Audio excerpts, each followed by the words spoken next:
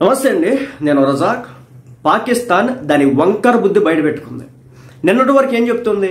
నిన్నటి వరకు చెప్పింది ఏంటంటే, ఈ పెహల్గామ్కి సంబంధించినటువంటి దాడి విషయంలో మా పాత్ర ఏమీ లేదు, మేము శుద్ధపూసలం, మాకు వీటితో ఎలాంటి సంబంధం లేదని చెప్పేసి మాట్లాడినటువంటి ఈ పాకిస్తాన్ ఈ రోజున చెప్తున్న విషయం ఏంటంటే, పెహల్గామ్లో ఉగ్రదాడి ఎవడైతే చేసినాడో ఈ టెర్రరిస్టు కొడుకు, సో వాడు వచ్చేసి స్వాతంత్ర సమరయోధుడు అంటూ పాక్ ఉప ప్రధాని మాట్లాడడం అయితే జరిగింది. ఇప్పుడు చెప్పండి, ఈ దాడి వెనక ఎవడున్నాడు?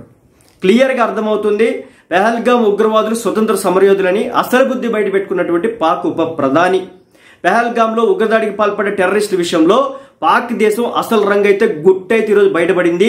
బయటకు మాత్రం పెహల్గామ్ టెర్రరిస్టులకు అటాక్తో మాకు ఎలాంటి సంబంధం లేదని చెప్పేసి శుద్ధపూస మాటలు మాట్లాడి దాడిని ఖండించింది. కానీ పాక్ ఉప ప్రధాని ఈ రోజున తన నిజ స్వరూపాన్ని బయటపెట్టినాడు. 28 మంది అమాయక ప్రజలు అత్యంత కిరాతకంగా ఓచకోత కోసిన నరరూప రాక్షసుల్ని స్వాతంత్ర సమరయోధులుగా అభివర్ణిస్తున్నటువంటి తీరు చూస్తూ ఉంటే ఏమనాలి? వాడు వచ్చేసి పాకిస్తాన్ డిప్యూటీ పిఎం అంట, ఇషాక్ దార్ అంట. ఈయన వ్యాఖ్యలతో పాక్ యొక్క వక్ర బుద్ధి ప్రపంచ దేశాల ముందు మరోసారి తేటతెల్లమైంది. ఈరోజు యుఎన్ ఏదో చెప్తోంది, పాకిస్తాన్ అదేవిధంగా భారతదేశం శాంతిగా ఉండాలి, ప్రశాంతంగా ఉండాలని చెప్పేసి.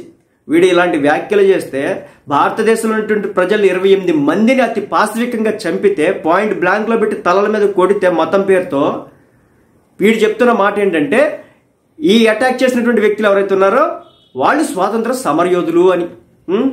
ఇక పెహల్గామ్ టెర్రరిస్ట్ అటాక్ సంఘటనపై ఇషాక్ దార్ ఇస్లామాబాద్లో విలేకరులతో మాట్లాడుతూ, ఏప్రిల్ 22న జమ్మూ కాశ్మీర్లోని పెహల్గామ్ జిల్లాలో దాడులు చేసిన వారు స్వతంత్ర సమరయోధులు అని కామెంట్ పెట్టాడు.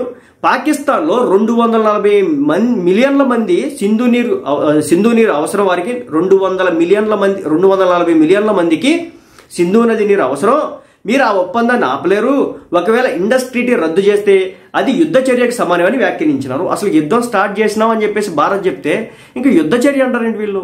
క్లియర్గా చెప్పేసింది కదా, ఎట్టి పరిస్థితుల్లో కూడా సింధు నది వాటర్ అనేది మీరు తాగడానికి కానీ మీరు వాడుకోవడానికి కానీ మేము కంప్లీట్గా దాన్ని కంట్రోల్ చేసుకుంటాం, మేము మా వైపు టర్న్ చేసుకుంటామనో లేకపోతే మన ఏవైతే బ్యారేజ్లు ఉంటే అవి కట్టుకుంటామని క్లియర్గా చెప్తా ఉంటే, ఇంకా యుద్ధం ఆల్రెడీ స్టార్ట్ అయిపోయింది అని చెప్పేసి ఇండియా చెప్తోంది. సో అది యుద్ధం చర్యకు సమానం అని వ్యాఖ్యానించినాడు. భారతదేశం పాకిస్తాన్ని బెదిరించినా లేదా దాడి చేసినా ఆ దేశం కూడా అదే విధంగా ప్రతిచర్య ఎదుర్కొంటుందని చెప్పేసి చెప్పుకొచ్చాడు. 28 మందిని మానవత్వం లేకుండా మట్టుబెట్టిన ఉగ్రవాదులను పాక్ ప్రధాని ఉప ప్రధాని ఏకంగా స్వాతంత్ర సమరయోధులతో పోల్చడంపై భారత్ ప్రజలు ఈ రోజున బగ్గుమంటున్నారు. ఇదే పాక్ యొక్క నక్క బుద్ధి, అసలైన బుద్ధి అని విమర్శలు గుప్పిస్తున్నారు. పాక్ సీమాంతర ఉగ్రవాదాన్ని పెంచి పోషిస్తుంది అనడానికి ఇదే నిదర్శనం అని ఈ రోజున భారతదేశం అంతా కూడా ముక్త కంఠంతో మాట్లాడడం అయితే జరుగుతుంది. ఇక మనందరికి కూడా తెలిసిందే ఆ మారణ హోమం. సో ఆ మారణ హోమాన్ని కూడా వీళ్ళు వచ్చేసి ఏంటంటే, వాళ్ళు స్వతంత్ర యోధులుగా ప్రొజెక్ట్ చేసుకొని, నిజం చెప్తున్నా ఈ టెర్రరిస్టు మొన్న చేసినటువంటి దాడి చేసినట్టు ఎవడైతే ఉన్నారో ఆ మందంతా కూడా ఈ పాకిస్తాన్కి సంబంధించినటువంటి మిలిటరీలో పనిచేసినటువంటి వ్యక్తులని అంటున్నారు. అదేవిధంగా ఉగ్రముఖతో కలిపి వీళ్ళందరూ కూడా అటాక్ చేశారని చెప్పేసి చెప్తున్నారు. ప్రతిరోజు కూడా మన బోర్డర్లోకి కొంతమంది పనికిమాలిన ఈ మోక మన దేశంలోకి ఎంట్రీ ఇస్తానే ఉంది.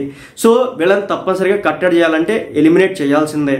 ఇంకా శాంతి కాముక దేశం, సో శుద్ధపోస దేశం, ఒకళ్ళ మాట అంటే పడే దేశం, లేదంటే తిరిగి ఒక చెంప మీద కొడితే రెండో చెంప కూడా కొట్టించుకునే దేశం, ఇలాంటి మాటలు ఇంకా మనకు వద్దు. కుదిరితే ఒక చెంప వాయిస్తే 4 చెంపలు వాయించొద్దాం అనే కాన్సెప్ట్తో భారత్ ఉండాలని చెప్పేసి భారత్ ప్రజలంతా కూడా ఈరోజు నరేంద్ర మోడీ గారికి చెప్పడం జరుగుతుంది. మరి ఈరోజు కేంద్ర ప్రభుత్వం ఆ విధంగా వెళ్తుందా, లేదంటే యుఎన్ చెప్పినట్టు, అంటే ఐక్యరాజ్య సమితి చెప్పినట్టు మనం సైలెంట్గా ఉందాం, స్తబ్దుగా ఉందాం, అసలుకే మనది శాంతి కాముక దేశం అనుకుందామా? ఈ ఉప ప్రధాని అదే నిజం చెప్తున్నా, ఇండియన్స్ అందరూ కూడా పొద్దునే పోతే కొట్టుకుపోయే దేశం అది. దాని దగ్గర ఇంక చిల్లర వ్యవహారాలు ఏంటో అర్థం కావట్లేదని చెప్పేసి సామాన్య ప్రజానికో మాట్లాడుకుంటున్నటువంటి పరిస్థితి. అది సంగతి.